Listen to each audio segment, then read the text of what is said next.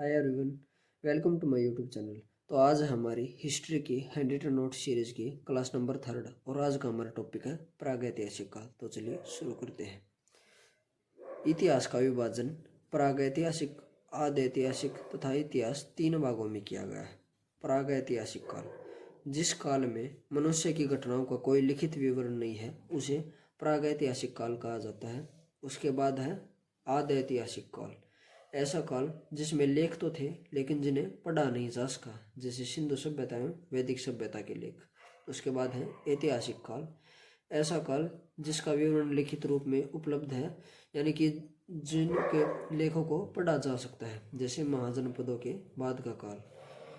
अब उसके बाद पढ़ेंगे हम प्रागैतिहासिक काल को मुख्यतः 3 भागों में बांटा गया है। पहला पूर्व पाषाण काल, दूसरा मध्य पाषाण काल और तीसरा नव या उत्तर पाषाण काल।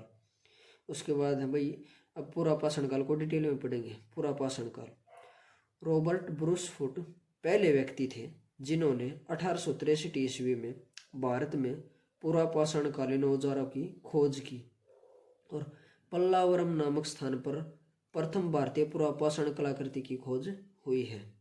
उसके बाद पूरा पाषाण काल को पुनः 3 भागों में विभाजित किया गया है। निम्न पूरा पाषाण काल, मध्य पूरा पाषाण काल और उच्च पूरा पाषाण काल। निम्न पूरा पाषाण काल के स्थल वर्तमान पाकिस्तान की सोअन घाटी और महाराष्ट्र में पाए गए हैं। नेक्स्ट पॉइंट है, इस काल के लोग कुल्हाड़ी या हस्तकुठार, जिसे विदारणी इंग्लिश में उसे कलीवर कहा जाता है, और खंडक यानी कि गंडासा का प्रयोग करते थे। भारत में प्राचीन हस्तकुठार सोअन घाटी से प्राप्त हुआ है। मध्य प्रदेश के हथनोरा से हाथी का सबसे पुराना जीवाश्म प्राप्त हुआ है। उसके बाद है मध्य पूरा पाषाण काल। इस काल के औजार मुख्यतः सल्क से निर्मित होते थे, इसलिए इसे फल्क संस्कृति भी कहा जाता है।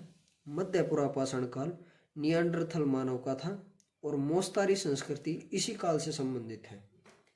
चकमक उद्योग की स्थापना और आधुनिक मानव यानी कि होमोसेपियंस का आगमन मध्य पूरा पाषाण काल में ही हुआ था।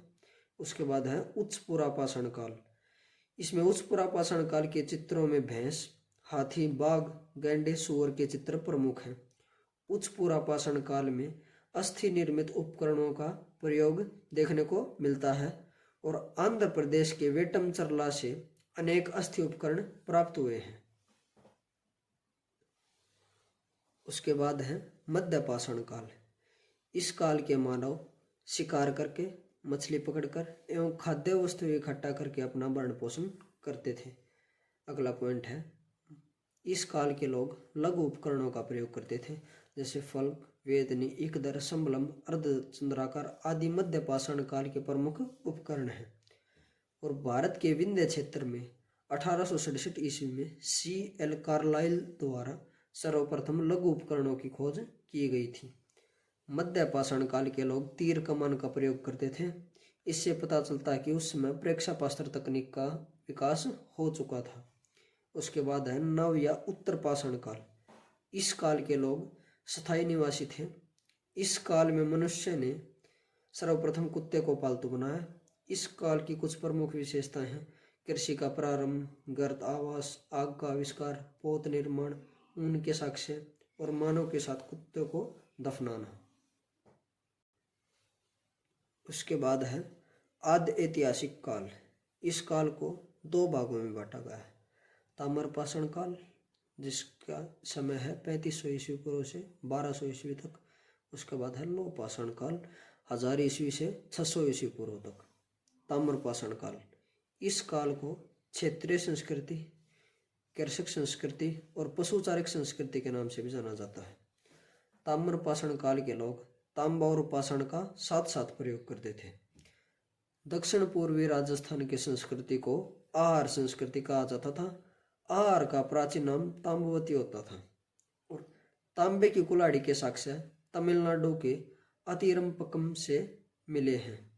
नेक्स्ट पॉइंट है, ताम्र पाषाण काल में अग्नि पूजा का प्रचलन था। इस काल के लोग लाल मृद बाण का प्रयोग करते थे। नेक्स्ट पॉइंट है, इस काल के लोग मातृ देवी की पूजा करते थे और धार्मिक संप्रदाय का प्रतीक वृषभ था। अगला पॉइंट है इनाम गांव ताम्रपाषाण युग की एक बड़ी बस्ती थी। इसका संबंध जोरवे संस्कृति से है। अब कुछ अन्य महत्वपूर्ण बिंदुओं पर चर्चा कर लेते हैं।